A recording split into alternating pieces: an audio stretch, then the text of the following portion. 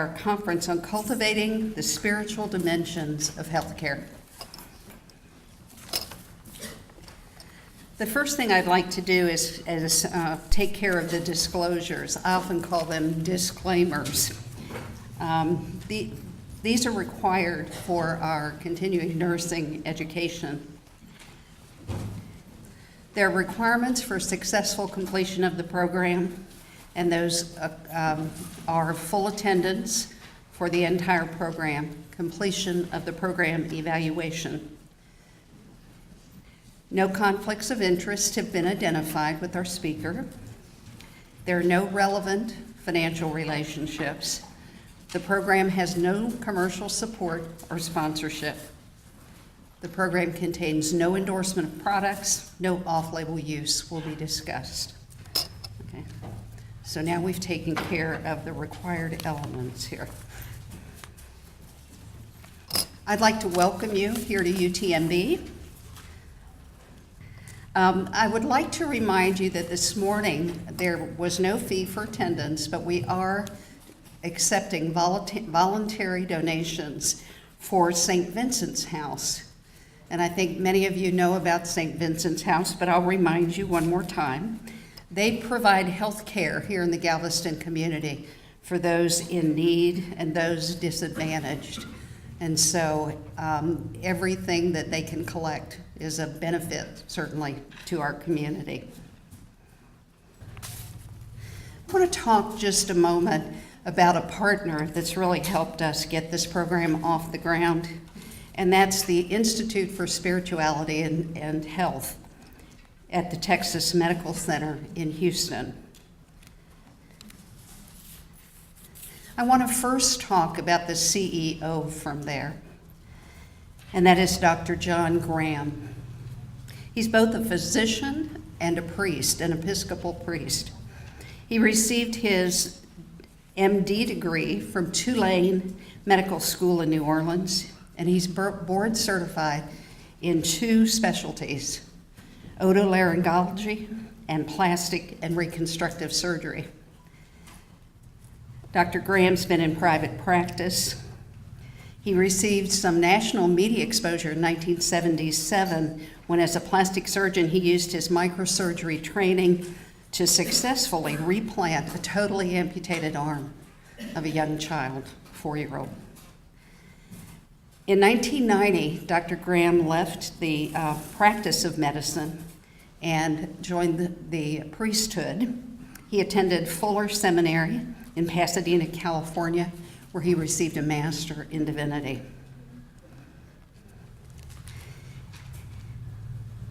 In 2001, he received a doctor of ministry from Seabury Western Theological Seminary in Evanston, Illinois.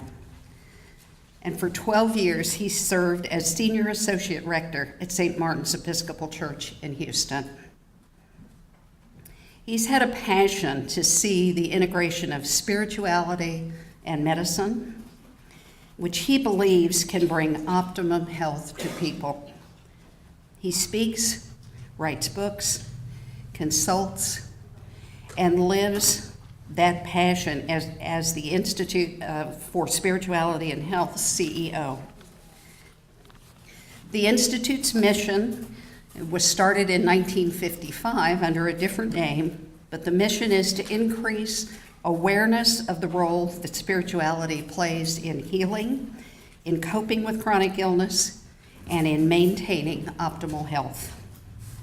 The Institute for Spirituality is a local and national model for creating and achieving synergy in spirituality and healthcare. They really have become a meaningful voice to American medicine through programs that are offered and by bringing together scholars from academia, healthcare providers, caregivers, religious leaders, and the public to augment the public debate on spirituality and health issues. The various institutes' fellow and scholar positions publish papers on religious, biomedical, and ethical issues. Now in its 6th decade, the Institute has a talented board of trustees and adjunct faculty and they hold 4 major conferences each year. They have a website with information on their programs, people, and projects, and you can Google ISH Houston to find that information.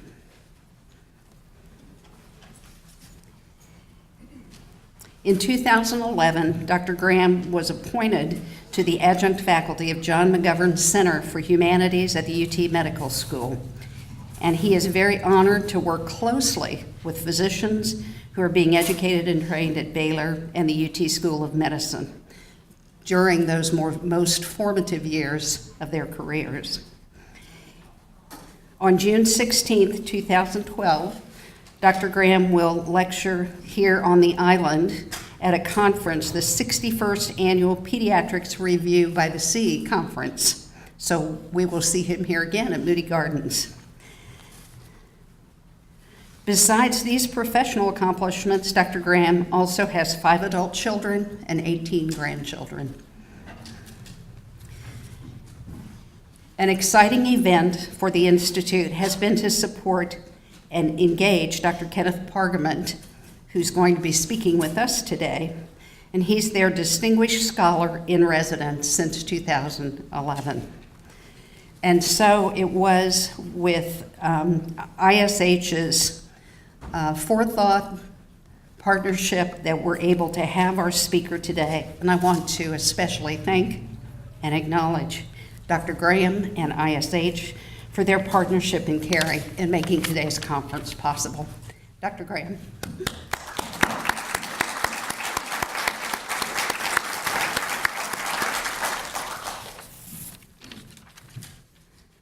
Okay, Faith Community Nursing and Healthcare Committee was formed in February of this year.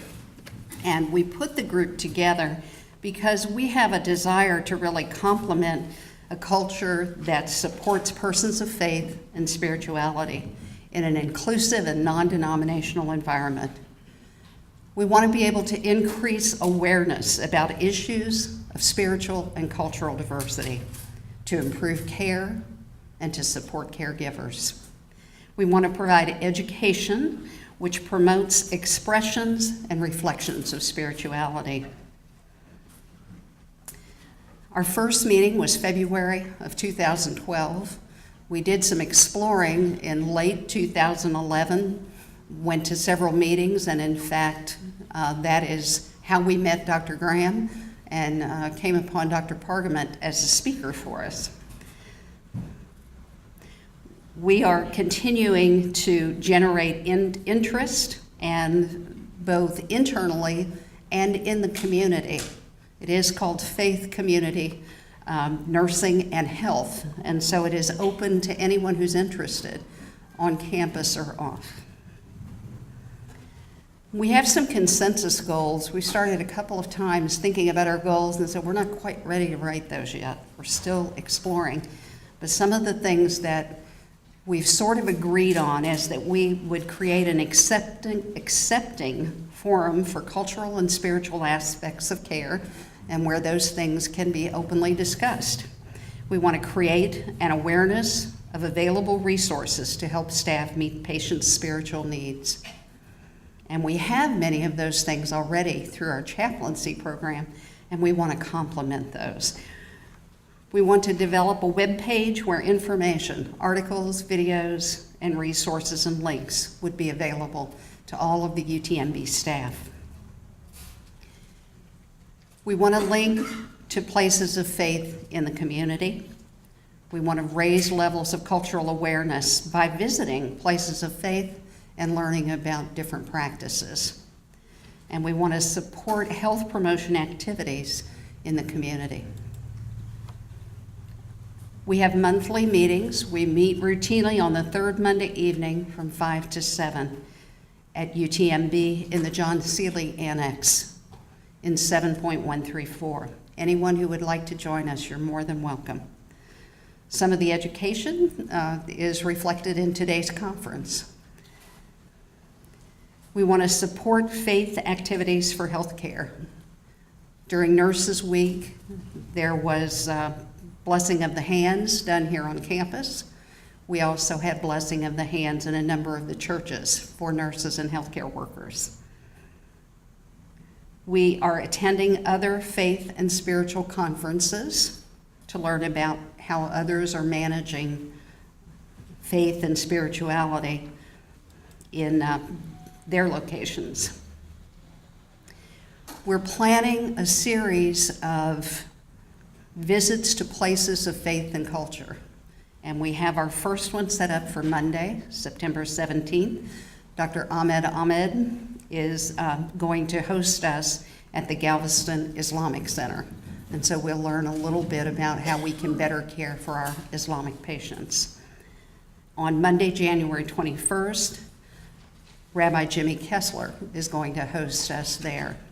On Monday, April 15th, we're still finalizing, but we believe we'll be visiting the Catholic Church here in the community. So we're trying to educate ourselves, get engaged in the community, and help improve and create a culture where spirituality in healthcare is accepted and will flourish. You're welcome to join us, and I thank you for allowing me to present. Okay. It is now my honor to be able to introduce Kenneth Pargament. Dr. Pargament is professor of clinical psychology at Bowling Green State University. He received his PhD at the University of Maryland and interned in clinical psychology at Rutgers Medical School. His research and work of a lifetime focuses on roles of religion in coping with trauma. And since the fall of 2011, he's the Health Distinguished Scholar at the Institute for Spirituality and Health. He's been giving lectures all across Texas. I took a stroll last night and went to the computer and looked at a CV, and I want to add a little more to what's been said there. If you say the word psychology, religion, spirituality, he knows or has thought about all there is to consider, although we know it's infinite. Okay. He's the recipient of 11 research grants, from $2,500 up to $1.2 million. He's authored or co-authored 4 books. He's written over 175 articles. I bet he knows APA format. He serves on advisory boards. He has served in the American Psychological Association as an organization officer, committee member, and on various boards. He's done hundreds of presentations, national and international. He's done over 25 consultations for national and international organizations, including the National Institutes of Health, the World Health Organization, the Pew Charitable Trust, and at Johns Hopkins University. And we had dinner with him last night, and we learned that on his way to and from work, he listens to books about other things so he can learn about things he would otherwise not spend time reading. To acknowledge that he's a scholar is an understatement. He has also been in private psychology practice, and he has a wife and 2 children. This is a very busy man, and I am honored and humbled to introduce a very organized, prolific, and talented doctor of psychology, Dr. Pargament.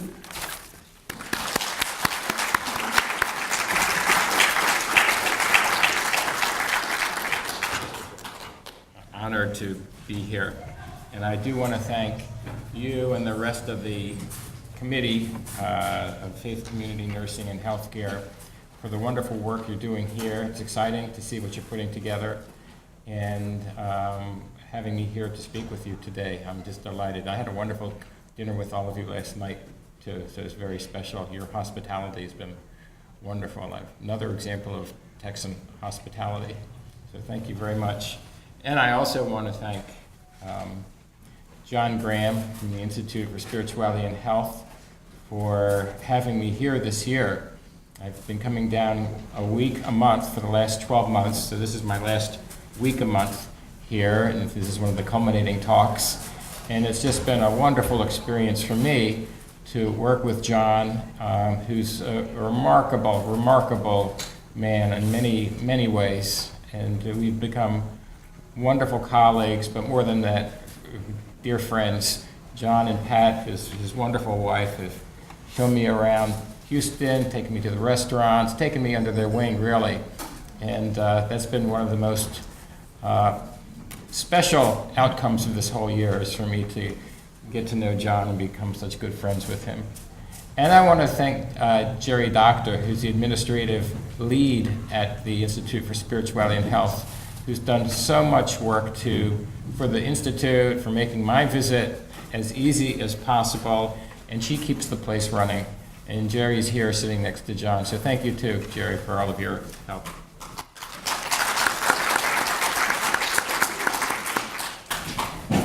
Well, I'm very happy to be here.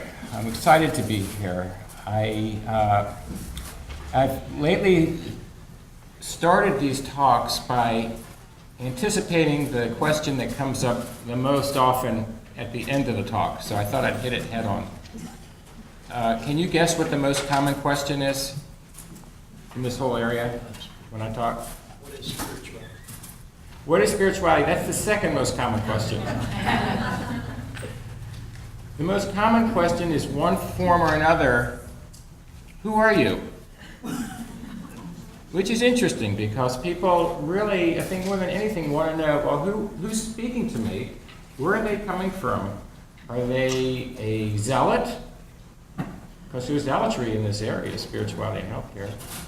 Or is there someone who has a negative axe to grind? Someone who really gets annoyed about trying to integrate matters of faith with healthcare? And you can probably guess I'm not on that side, but people want to know where I'm coming from. So I thought I'd just tell you a little bit about that I'm Jewish, and I'm a Jewish clinical research-oriented psychologist, and I spent my career trying to learn about the role of faith and religion and religious traditions in facilitating health and well-being. In the process, I've learned a great deal about not only Judaism, but other traditions of the world: Christianity, Buddhism, Hinduism, Native Americans, and other traditions. And I would say that in learning about other traditions, my own Judaism has been deepened and informed. So I think the process of engaging other faiths is nothing we have to be afraid of. It can enrich each of us and enrich our commitments to our own traditions. I'll tell you a little funny story, and I apologize to John and Jerry who've heard this story before, but about the whole, who are you, where are you coming from? I was doing a workshop to a group of counselors in Massachusetts, and there was a group of Presbyterian clergy in training from Korea, and then the English-speaking participants. So there were actually two PowerPoint slide presentations, one where they translated all of my slides in Korean, and another in English. And so I'm talking, and as I'm talking in the beginning, the Korean group sitting by themselves were talking quite a bit. I didn't know what they were talking about, but they were talking among themselves. And during the break, the head Korean pastor came up to me and said, "We were talking when you were speaking." And I said, "Yeah, I noticed that." And they said, "Well, we were deciding who you are." I said, "What do you mean, who am I?" They said, "What religion you are." I said, "Oh, well, what did you decide?" And they said, "Oh, we decide. We actually know what religion you are." I said, "What's that?" They said, "You Presbyterian." I said, "What makes you think I'm Presbyterian?" And they said, "You look Presbyterian." I don't know what a Presbyterian looks like. I didn't know whether that was a compliment or not, but so anyway, when I said, "Well, I thought I told you I'm Jewish," and they said, "You're Jewish?" I said, "Yeah," and they said, "Well, you don't look Jewish." Very kind of interesting what people project onto the whole process. Well, I have to say, I do get a little nervous about talking to groups like this because I believe that you're the real experts. You're the people who are working with patients and with families going through some of the most challenging, distressing points in their lives. And you do it on a daily basis. You're in the trenches. And so in some ways, I think you're the experts. I have experience, but nothing like the experience that measures up to yours. I've done clinical work in psychotherapy, but I also have had the luxury of being an academic psychologist, meaning I can sometimes go to my office and shut the door. I don't know how many of you can do that, but I can go to my office and shut the door and not be disturbed, and have that luxury of time to think, the luxury of having a great group of graduate students in my PhD psychology program that I can work with to do research, and the luxury of sitting back and trying to think and ask questions systematically. So what I can share with you is not so much experience as what I've learned from years of doing research in spirituality and health. And I think this information is quite relevant as our field is moving to become an evidence-based profession in the area of spirituality and health. So this work, I think, is really important for our field to move forward. And I will pepper this workshop, this discussion, with not only some theory, but some clinical examples, including one case that I have some video clips on that illustrates a number of the points about integrating spirituality into healthcare. My focus is spirituality and psychotherapy. I do think that there's certainly differences between spirituality, between psychotherapy and other forms of healthcare. For one thing, in psychotherapy, you have the luxury of spending hours and hours with patients. So I can get to know them over a long period of time. In nursing, in chaplaincy, in medicine, you may not have that luxury of getting to know patients like that. On the other hand, you have the opportunity to get to know people at their tipping points, as Malcolm Gladwell talked about it. You get to know people when they are at truly forks in the road in their lives. And those are wonderful opportunities for change and transformation. And you can do things with patients in the space of 5 minutes that might take me 5 months to do, because you have patients who are at these forks in the road in their lives. You have more opportunities for what I might call, and we're going to talk about later today, sacred moments. Moments of profound connectedness. And they can occur any time or any place with patients, and I'm sure you've had them.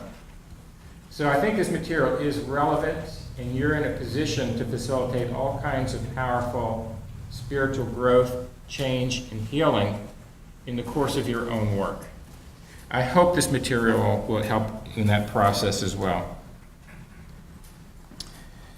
So the order of what we're going to talk about this morning. First of all, we're going to talk briefly about how to understand and evaluate spirituality. One of the most important things, I believe, is to have a way to think about spirituality as a foundation for working with the spiritual dimensions of people's lives.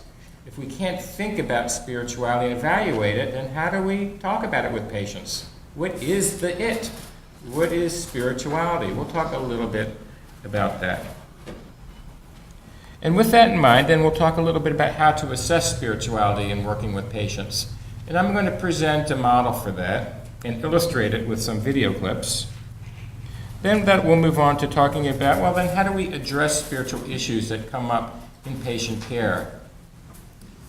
In the last part of the morning, we're going to talk about, I think, another vital issue in this whole process, which is how do we sustain ourselves? And is spirituality only relevant to our patients? Maybe it's relevant to us. Maybe it's relevant to us in keeping ourselves together so we can be healthcare providers. This is somewhat a new direction, and I admit I'm certainly new at this, but I'm going to do a little exercise with you to illustrate the point. Okay? So that's the picture. That's what we're going to be doing this morning. We'll take a break halfway through, so don't worry about that. I certainly understand the need for for breaks. Okay, so let's get started here. How do we understand spirituality? Well, a lot of this material is in my book. This is my only plug for my book. This is a book on spirituality and psychotherapy.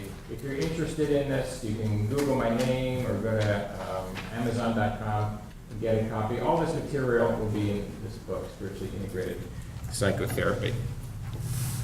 So let's talk a little bit about how do we understand spirituality. Now, everyone has their own perspective. And I used to do these talks and start with about a half hour, 45-minute discussion of formally defining spirituality. I mean, academic people always start with the definition. I always thought I was doing a pretty good job with it, but one day I noticed that even though I thought I was doing a good job, I was putting people to sleep. Which meant I wasn't doing a very good job because it was too academic, too theoretical. And then I started thinking about it. I got to approach it in a different way. How do we really understand spirituality? Well, part of the challenge of understanding and defining spirituality is it's ineffable, which means you can't define it. So how do you define the undefinable? How do you talk about something that by definition is really hard to talk about? Well, I decided to approach it differently and to talk about spirituality less in terms of a formal definition and more in terms of metaphors. So what I'm going to just suggest is some ways of thinking about spirituality, because spirituality is like some other things. It's a metaphor. I'm going to give you some metaphors for spirituality. Maybe this will be a way to not capture it precisely, because who can capture it precisely, but to kind of give you a sense or a flavor or a taste of spirituality. So here's some metaphors. Spirituality is a way of seeing. What do you see? How many people see the vase with two faces in profile? You see the vase? How many people see the vase? Okay, well, they're both there, right? If you look hard, or if you look carefully, or if you look deeply, you can see both face and vases, and vase. What do you see there?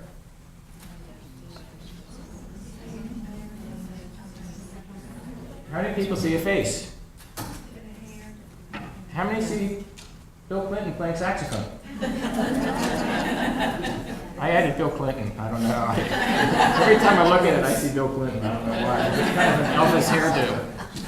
Right. Okay, they're both there, and it's important to be able to see both the face and the saxophonist. What do you see? How many people see a young woman? How many people see an older woman? You see the older woman? Got a kind of a pronounced chin? Okay, they're both there.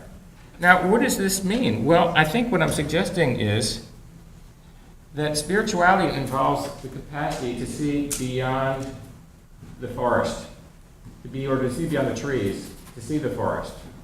The ability to see more deeply into things in our lives, to see a deeper dimension to our lives, to see not only the forest, but the trees, and to be able to see them both. That's an incredible capacity. Now, some of us have that ability to see more deeply, and some of us don't because we haven't cultivated it. But spirituality is then a way of seeing, seeing life more deeply. Life is more than just the surface. Life is more than just material. Seeing beneath the surface. That's part of spirituality. This may not be a luxury. This may be essential to our lives and well-being. If we don't have it, we end up like this New York cab driver. He doesn't have this capacity to see life in a deeper sense. He says, we're here to die, just live and die. I drive a cab, I do some fishing, take my girl out, pay taxes, do a little reading, then get ready to drop dead. Life's a big fake, nobody gives a damn, you're rich or you're poor, you're here, you're gone, you're like the wind. After you're gone, other people will come. We're going to destroy ourselves, nothing we can do about it. Only cure for the world's illness is nuclear war, wipe everything out and start over. Not an upbeat kind of guy.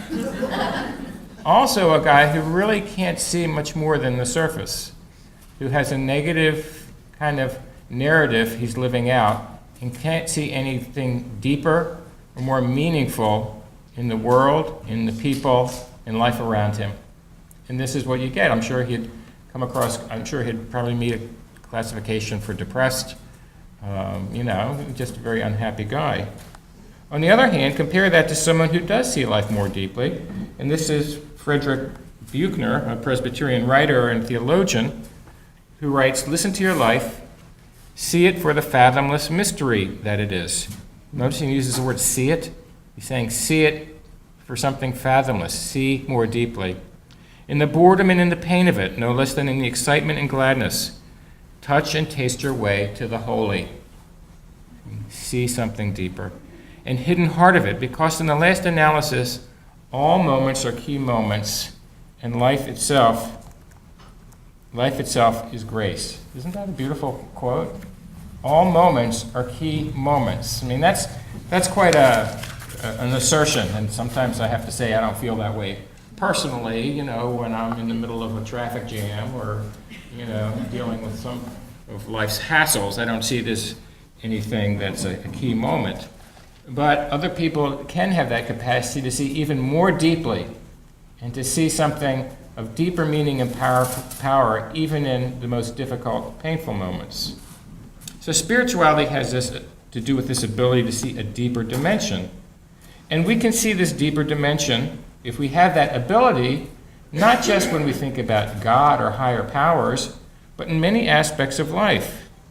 We can see it in terms of people.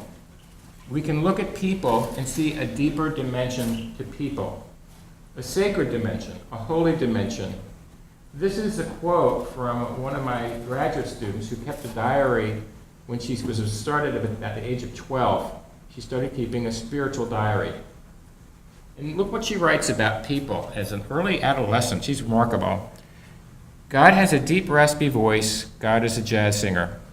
She's plush, warm, and rosy. God is a grandmother. He has the patient rock of an old man in a porch rocker. He hums and laughs. He marvels at the sky. God coos at babies. She's a new mother. He's the steady, gentle hand of a nurse, the cool reassurance of a person pursuing his life's work, the free spirit of a young man wandering only to live and love life.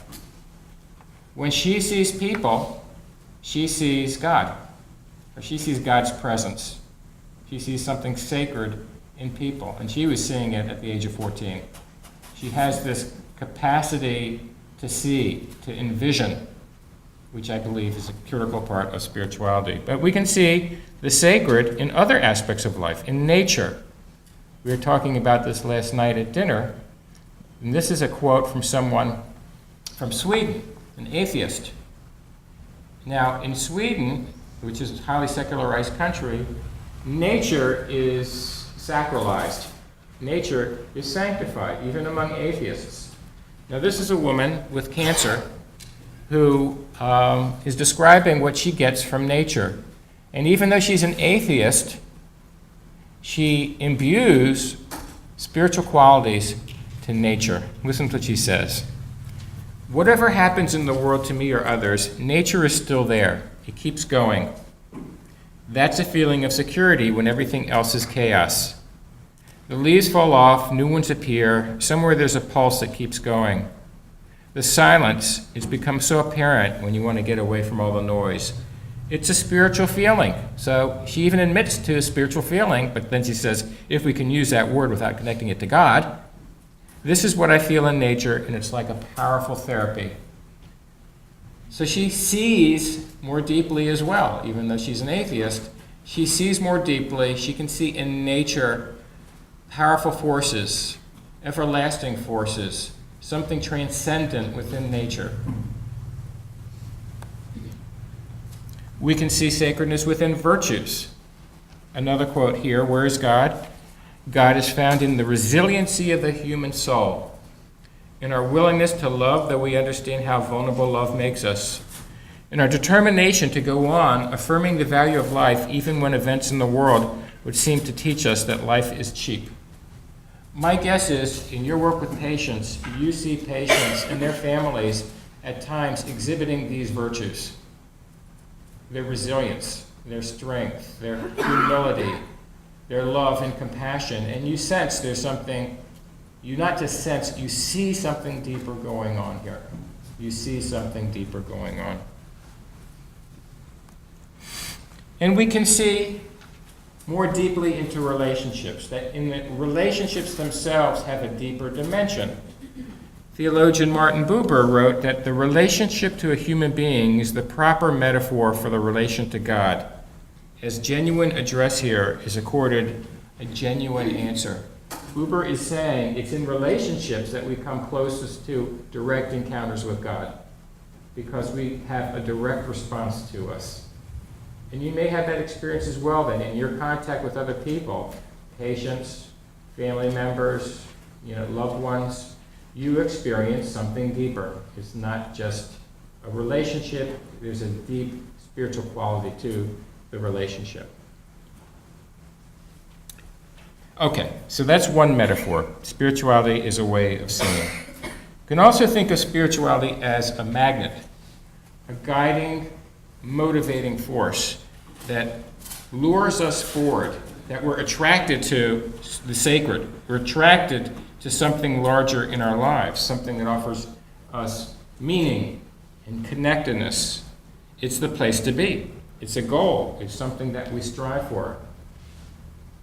We often think about our lives as being dictated or guided by, our biology, our early childhood developmental experiences. Freud said personality was formed by the age of 5, by our genetics, or by our learning environments that were shaped by our parents and our families. And all of those are certainly important shaping forces. But it's also the case that we're not only shaped by the past, we're lured by goals and visions and aspirations of the future. We have goals and dreams and aspirations that also shape our behavior. And those goals, dreams, and aspirations may be spiritual in part. I'll give you an example. I saw a woman in therapy. She was coming in because she had been diagnosed with a glioblastoma, and her physician had told her she had a year to live. Now, she was only in her early 40s. She had a son at that time who was 10 years old. She's Jewish. And I asked her, what does she have to live for? What gives her life some meaning, some purpose? And she said she wants to live to see her son bar mitzvah at the age of 13. That was her goal. That was her vision. And she said, that's sacred to me. A sacred goal, powerful. And I said, well, let's get to work. Let's see what we can do here. So we worked on all kinds of things to help her with her medical care and to take good care of herself. And I think and it turned out she lived not only to see her son bar mitzvah, she lived till a few months before her son graduated from high school. And she was a fighter. She was such a fighter. And she would say, I'm living because I want to be there for my kids. And it was a sacred, higher goal and value. And it gave her meaning, something to strive for. And I think without that, I don't think she would have survived nearly as long. But she did, and she was a remarkable kind of story and courage.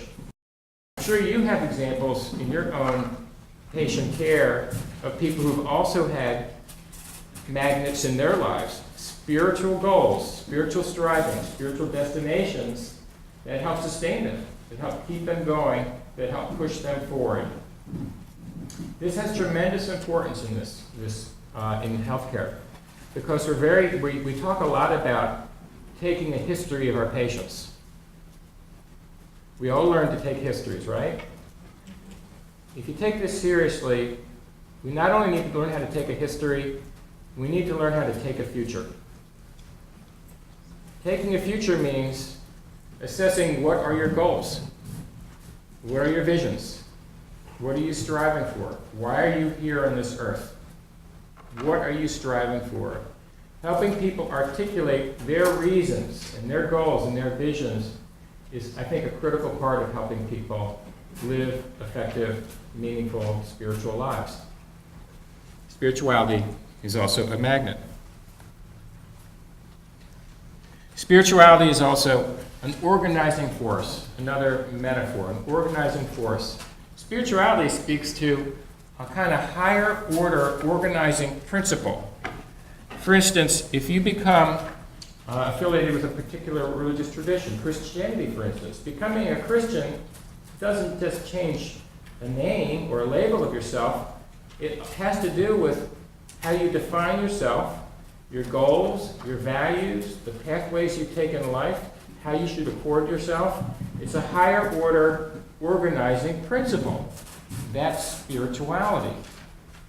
It's that organizes other goals beneath it so that it provides direction to our entire lives. I have an example of this from a case that I work with. And this is from a story of a patient that I worked with who had dissociative identity disorder.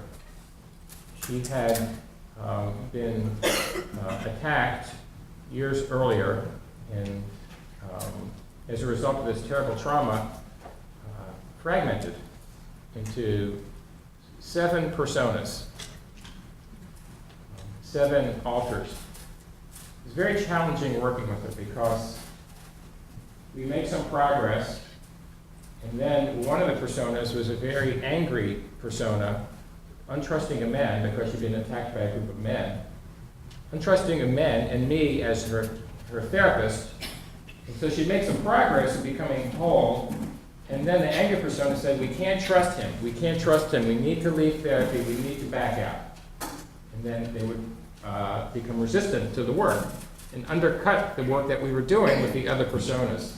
Well, one session, after we made considerable progress, the angry persona came in and said, I've had enough of this, he's dangerous, he's going to make us weak and vulnerable, so we're going to get attacked again, we're out of here. I just came in to tell you that I'm not coming back to therapy. The other personas pop up, no, we can't do that, we have to come back, he's going to help us, you can't leave therapy. I've had it with him, we're done with him, he's going to make us vulnerable, we got to get out of here. No, we can't get out of here, we have to stay here, without him we're really vulnerable. We're vulnerable with him. No, we're vulnerable without him. This was all in one session. This was family therapy with one person.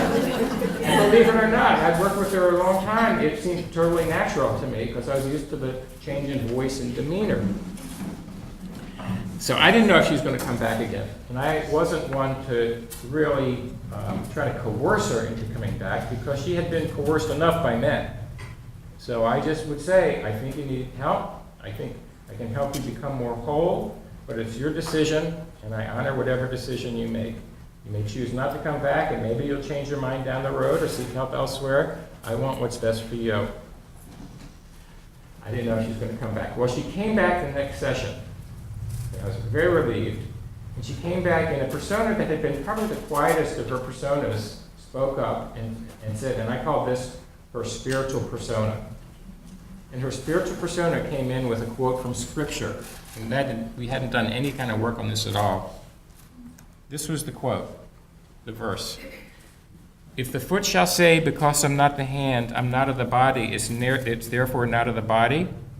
If the whole body were an eye, where were the hearing? If the whole were hearing, where were the smelling? But now are they many members, yet but one body. And the eye cannot say unto the hand, I have no need of thee, nor again the head to the feet, I have no need of you. Nay, much more those members of the body which seem to be more feeble are necessary.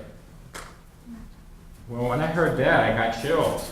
Oh my gosh, I've never heard that scriptural verse before, and I didn't know anything about the context of it, and I just thought, I didn't know they had people back then with so many dissociative identity disorders.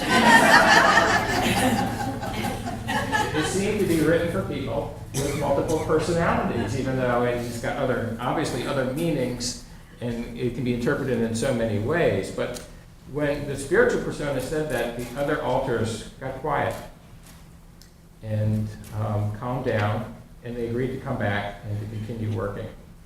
I've worked with this case for a long time. A couple of years later, I asked the anger persona whether she remembered this. And she says, yeah, I do remember it. And I said, well, what do you think about it? And she says, well, it did make some sense to me.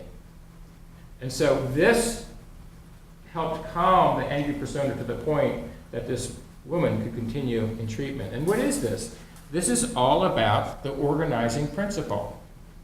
This is the organizing principle that says we're all part of a family, and we have to learn to live together, care about each other, be compassionate with each other, respect each other, understand each other. And it's all about her becoming whole, a whole human being. But the principle is coming from the spirituality. It's the organizing principle. I mean, actually, in this case, it was an organizing persona. That was really fascinating. Okay.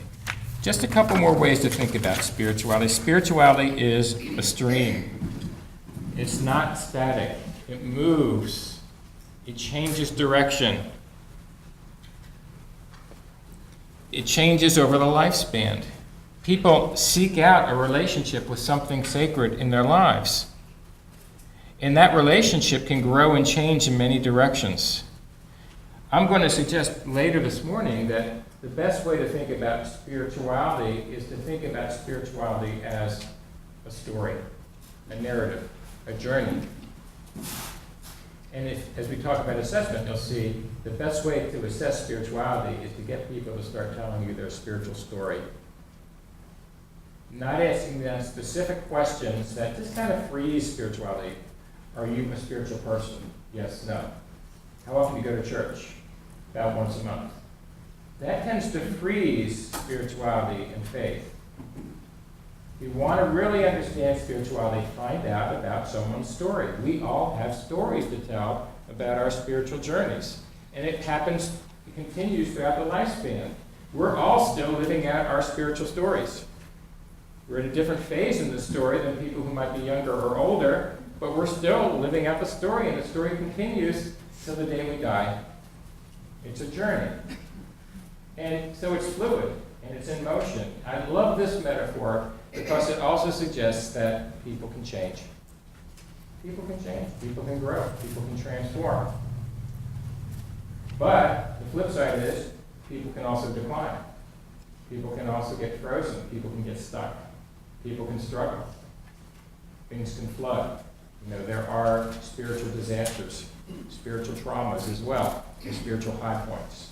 And the stream kind of metaphor, I just find it very useful to think about people that way, of how will their spirituality unfold. I was trying to explain this to my undergraduates. I teach a psych of religion and spirituality class. And they're 18, 19, 20-year-old late adolescents, early adults. And I was trying to explain that, well, your spirituality will unfold. And they said, well, no, it won't.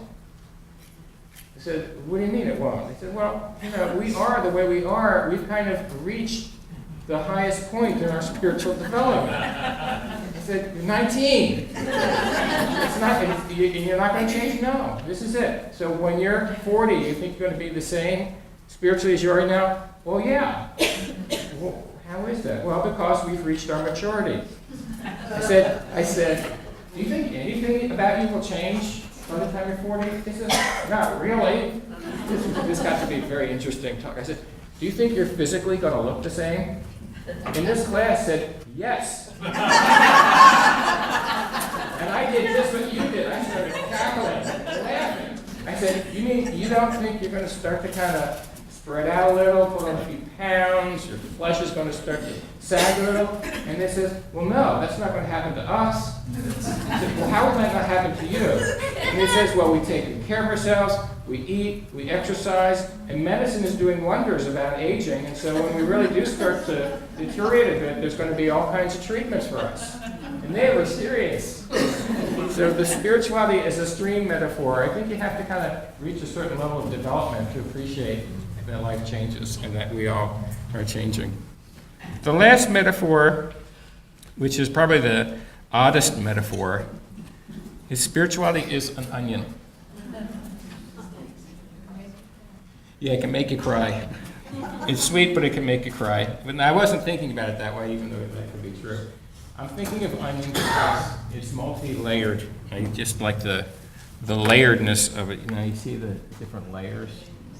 And that, I think that's a really important understanding of spirituality, that we have many ways we think about and learn about God and faith, church, and how to make a meaningful life.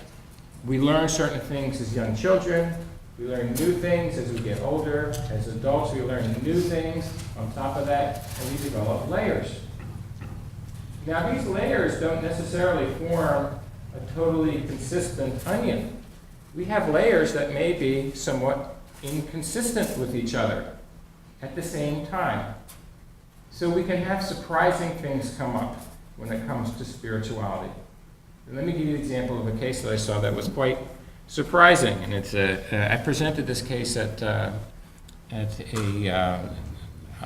another workshop here in Texas, and I called the name of the paper was called "The Atheist Who Believed He Was Condemned to Hell." The atheist, okay, you got to get that. The atheist who believed he was condemned to hell. Okay, so how could this be? Well, this was a guy I saw because he was dealing with severe OCD, obsessive compulsive disorder. He was a science professor and took great pride in his science and his beliefs in genetics and evolution and Darwinian thought, and taught it to students for many years. And he was coming in because he was so compulsive that he could no longer teach. He was involved in some undoing rituals. If he didn't do things perfectly, then he felt that he needed to undo them. So he would do things like take a shower and feel like he hadn't performed the shower correctly, and then try to undo the shower by doing everything in reverse. I'm not sure exactly how that worked. When you do a reverse shower. What got him into the most trouble was he was a runner, and he ran a marathon and felt like he didn't run it properly, and then tried to run it backwards, and then collapsed. And he had reached a point where he was really quite debilitated, couldn't function. I was afraid he was going to need to be hospitalized. He was on medication, that wasn't helping him. So when he's seeing me, he'd been in treatment in traditional psychotherapy for a long time. But he came to see me, and I asked him, well, what was the thing he feared most if he didn't perform an undoing ritual? What is the bottom line fear? Because that's what drives obsessive compulsive disorder, is tremendous fear. And he said his bottom line fear was that if he made a mistake, he would be condemning his child, the child that he loved more than anything, to everlasting hell and damnation. This was very interesting because he was an avowed atheist. And I pointed that out. Well, that's interesting. You're an atheist, but you're fearful of condemning your son to everlasting hell and damnation. I said, how do you understand that? And he says, what? I said, well, again, you're an atheist, and you fear condemning your son to everlasting hell and damnation, which is a very religious, theological concept. How do you put that together? And he goes, huh. He really hadn't seen the inconsistency, but I tried to point out the inconsistency. I said, well, where did you get that idea about everlasting hell and damnation from? And thinking that, well, maybe he'd been to religious education and had learned a kind of fire and brimstone theology and all that. He says, well, I went to Catholic school, but that was wonderful. I had a wonderful time. My experiences with the sisters there was only positive. I said, so where did you learn about hell and damnation? And he says, I think it was The Exorcist. I saw The Exorcist when I was young, and it really freaked me out. That's the one, I think, at the end where the girl is lying in the bed and then she's possessed by the devil and turns her head around. It's pretty awful. The exorcism, do you remember that? Yeah. So he said it really traumatized him. And then he became fearful that he was going to go to hell and become possessed by the devil and all of that. And even though and then after he says it, he says, but that's weird because I'm an atheist. And you know what I said to him? I said, well, yeah, but you're also, you're an onion. I said, you're an atheist, but you're an onion. You got different layers to yourself. And there's nothing unusual about that. You can have different beliefs and practices that may not be totally consistent with each other because we're all onions. We all have things that are somewhat inconsistent within ourselves. And this became a very useful metaphor for him and for working with him. And in fact, part of my treatment with him was to try to help him identify other layers of the spiritual onion. I asked him, for instance, whether he had ever gotten any strength and support from his spirituality, even though he's an atheist. And he says, well, yeah, he had. His mother had died when he was young, and he found it really helpful to believe that his mother had gone to heaven and was sitting by Jesus' side. And that had really helped him deal with her death and to help him through the grieving process. And in fact, he had had some prayers that he used to say to his mother and Jesus when he was feeling anxious or insecure. And I said, well, I know you're an atheist, and I respect that, but I wonder when you're feeling really fearful that you're going to be condemning your child to everlasting hell and damnation, whether it would be possible for you to pull out one of those prayers you used to say to kind of reassure yourself and to see if you can hang in there and not engage in the undoing ritual. Well, he kind of scoffed at it first, but the next session he came in with some prayers. Where did this come from? Well, it came from the onion. He hadn't thrown the prayers out. He still remembered the prayers. And in fact, over the course of treatment, he started saying these prayers when he was feeling that compulsion to undo misbehavior, or when he became most fearful of condemning his child to everlasting hell and damnation. And that was quite helpful to him. And we started to, he would come in and he would kind of chuckle at himself because he would say, I really am an onion. This is ridiculous, but it's working. All right, yeah. But he became actually much more knowledgeable and familiar with himself and accepting of the fact that he's an atheist who believes in everlasting hell and damnation, but also has spiritual resources that can help him through life. Did he ever stop being an atheist? No. Did he ever stop believing in everlasting and hell and damnation within himself? No. Did he ever stop gaining something from prayers to Jesus? No. They all remained a part of who he was. A great big old onion. Okay. One more metaphor I want to note. Spirituality is kind of Janus-like. It's good and bad, that we can see both the positive and the negative.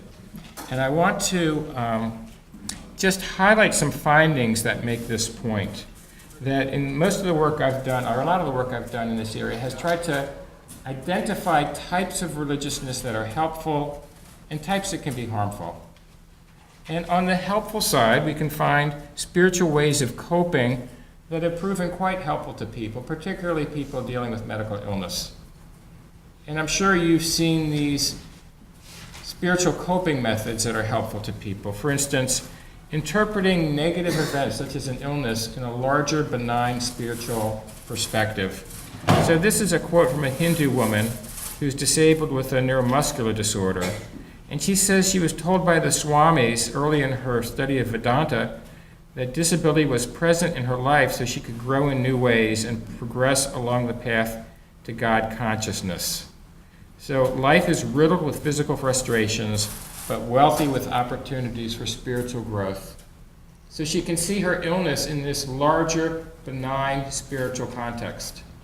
And studies have tied this capacity to see a deeper dimension to illness, to growth, health, and well-being.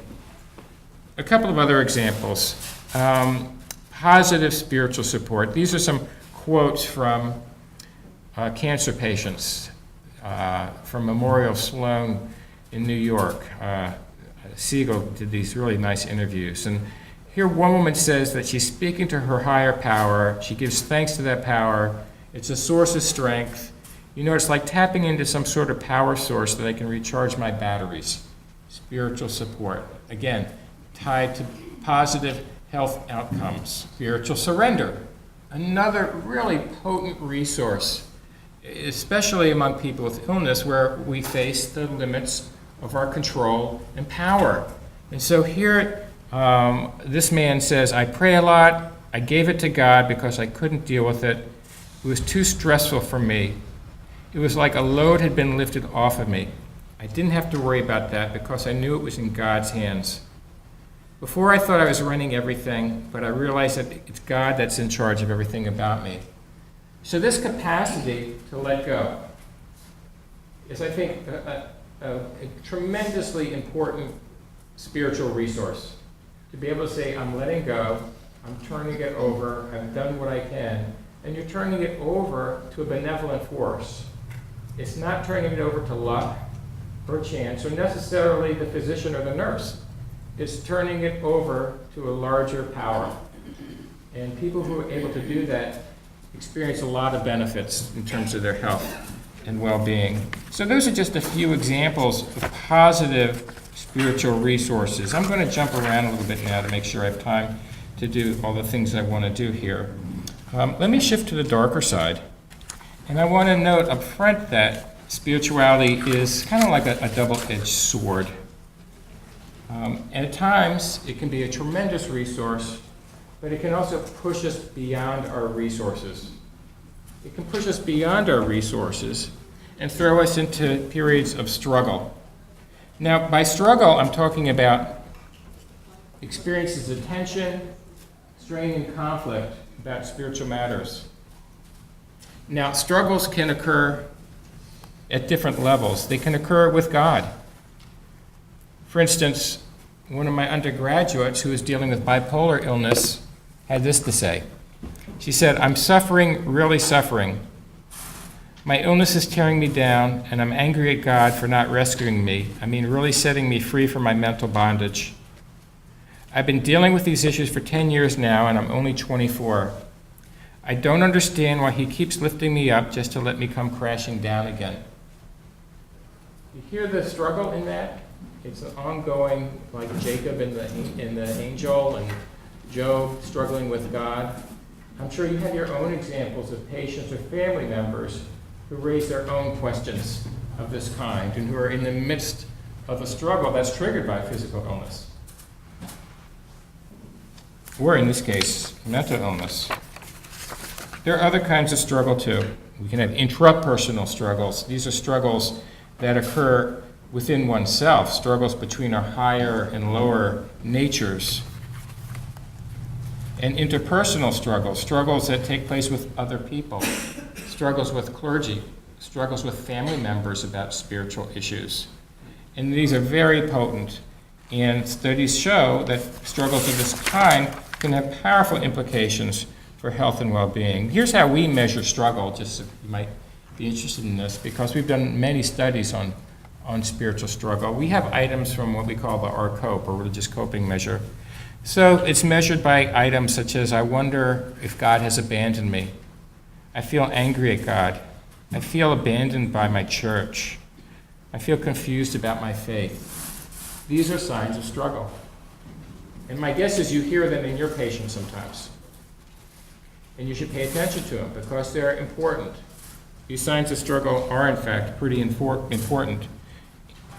In fact, studies have shown that people who report higher levels of struggle report declines in their emotional health, their physical health, and even greater risk of dying.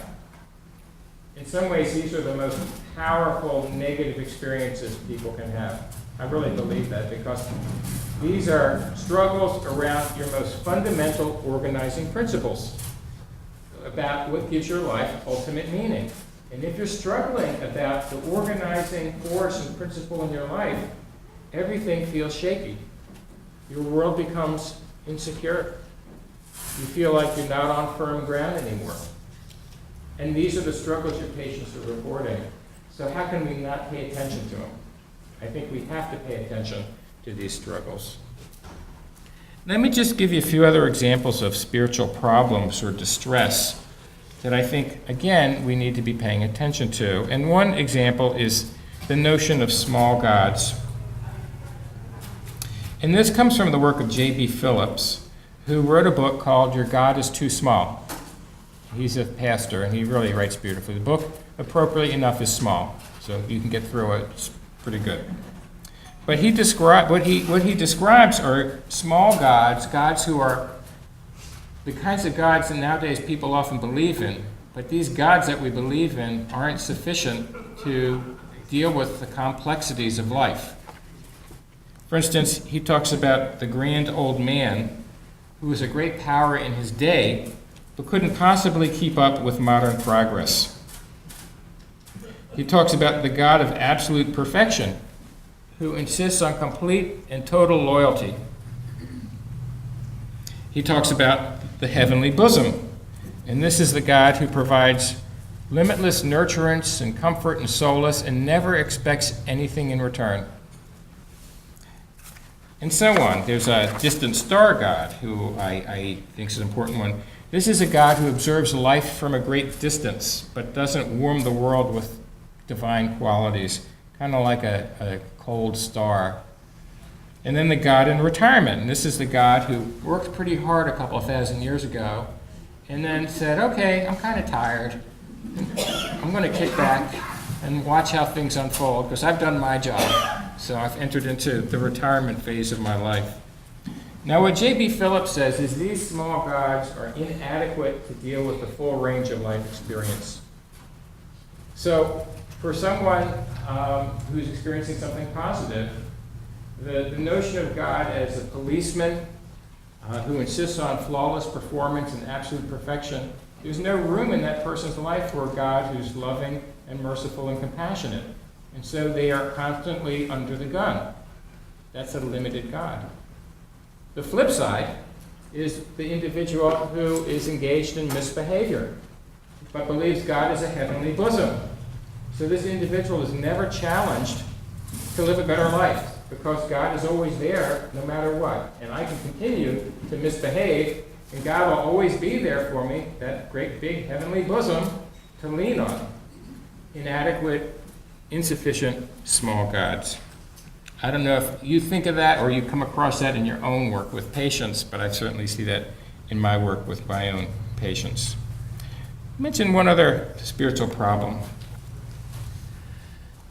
It's the problem of false gods. And this is the problem of replacing gods that are more adequate to the task with false gods that provide that sort of a kind of quasi-spiritual function. Now, how can this possibly be? Well, a good example would be substance abuse. That substance abuse and alcohol or drug use, people can find a kind of divine-like substitution. A substitution for divine qualities. Let me give you an example by a pastor who had become an alcoholic who wrote this wonderful book called Thirst, appropriately enough.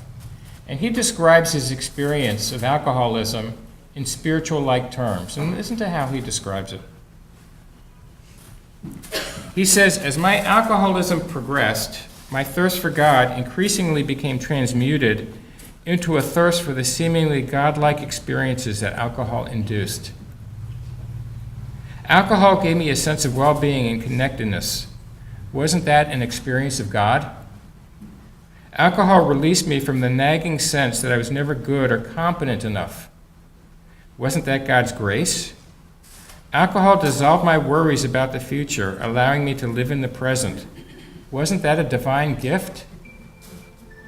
At my core, there was a thirst for whatever would fill the emptiness.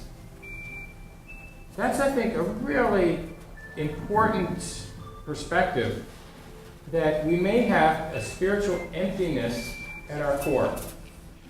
And when we have that emptiness, we're vulnerable to false substitutes. We're vulnerable to things like addiction that can produce godlike experiences. So, in the spiritual emptiness in our lives, we're vulnerable to developing addictions.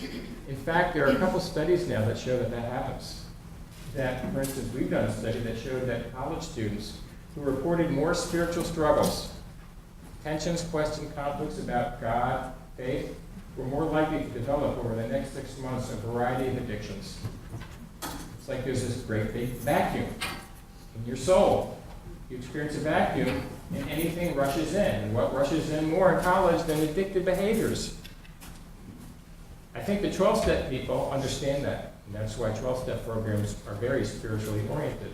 And they're all about replacing false gods, alcohol and drug use, with a higher power that's more up to the task. So I think this is a really important kind of notion. One other spiritual problem I want to mention, which is especially relevant to medical care, is spiritual discernment. Spiritual discernment.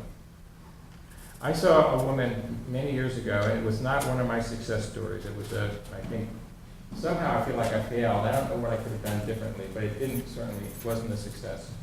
She came in to see me because she had learned that her husband was having an affair.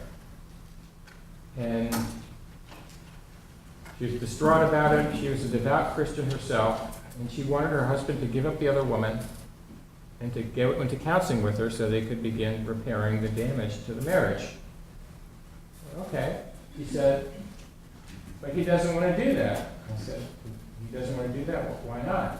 She says, well, he said that he loves the other woman and he loves me, so he wants to have us both.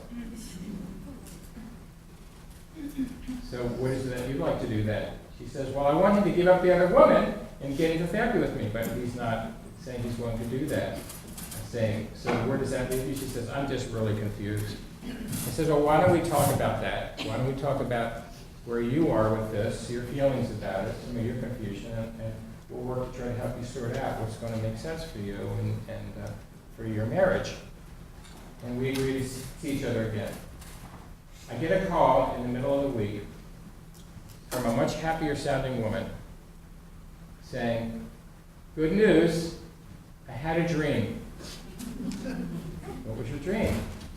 God came to me in my dream and told me that if I go back to my husband, God was going to make everything okay. So God is telling you, you believe, to go back to your husband and God's going to make everything okay? Has your husband agreed to make any changes?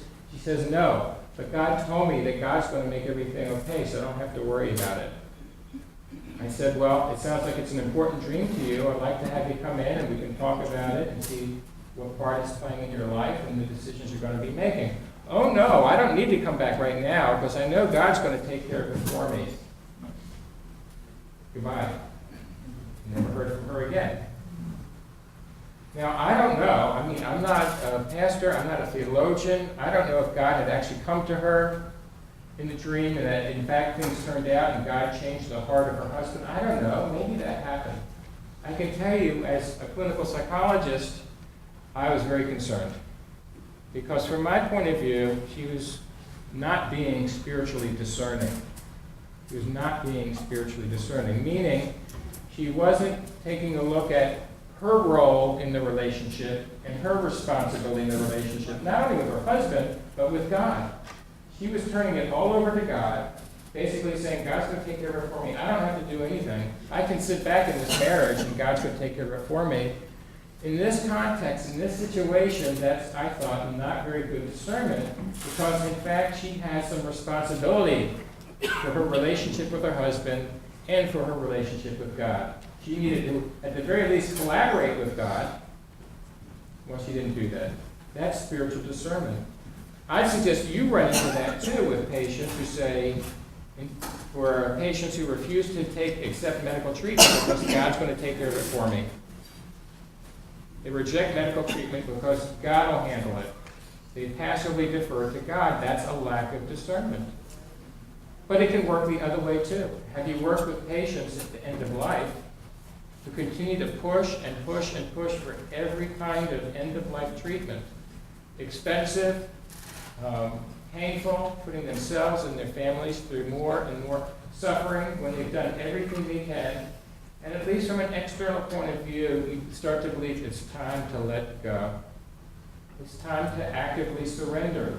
To say, I've done my part, it's time to let go and let God take care of it. Rather than, well, I'm going to do this treatment, I'm going to do that treatment, I'm going to go to Greece for colonic therapy, I'm going to go to Mexico for a mega vitamin treatment, and if it costs me $30,000 and puts me and my family through all kinds of pain, it doesn't matter, I'm doing it. Problem with spiritual discernment. So this is challenging. What is good discernment? Well, I mean, kind of know it when you see it, I think, in some ways, and we need to really consult with each other and patients and families and clergy to sort it out. But I think it's an important dimension of spiritual health and well-being. So let me highlight these key points then, that ways to think about spirituality. It's a way of seeing, it's a magnet, it's an organizing force, a stream, an onion, and it's got the capacity for both good and bad. Let me just stress one more point in this, which is there anything that, this is it, that we can think of spirituality helping, that we can think of people in terms of their biological, social, physical characteristics. But spirituality is first and foremost about helping people form a relationship with something sacred. Spirituality can facilitate physical health, mental health, social health, and well-being. But the bottom line is it's about facilitating our relationships with something sacred, because we are, in fact, frail, limited human beings. Much of medicine, much of psychology is all about maximizing our potential. It's about solving problems. It's about taking control. It's about fixing things. It's about curing things. But we know that there's a limit to how much we can fix, how much we can cure. The bottom line is that even though we may be able to extend life and the quality of life, all we're doing is extending it. Life is finite. We're all going to die. That's the bottom line in this. So how do we come to terms with the fact that we're insufficient, frail, finite creatures? How do we come to terms with that? Where do we come to terms with that? I'd suggest that spirituality, that's the key function of spirituality, helping us come to terms with our own insufficiency, with the fact that there's limits to our control. We can only do so much. Sooner or later, we're all going to reach our limits. Sooner or later, we all die. So it's based on that fundamental reality. Spirituality offers a language that acknowledges that fundamental reality. I love this quote from Anton Boysen, who was a pastor and suffered with mental illness in his life. But here's the way he captures it. He says, "As one stands face to face with the ultimate realities of life and death, religion and theology tend to come alive. Meaning tends to outstrip symbol, and we have to seek for new words to express the new ideas which come surging in. Among these ideas, we frequently find the sense of contact with that ultimate reality to which we give the name of God." So spirituality gives us a language system. And these are the words that are key in this language system. And by the way, ask yourself, how often do you see these words in medical charts? Are they in many medical charts that you come across? I don't think so. And yet, don't they have a place? Don't they have a place for understanding our patients as full human beings? They're just not, it's not the language of traditional medicine, but it is the language of wholeness and being a complete human being. So this is what spirituality has to offer.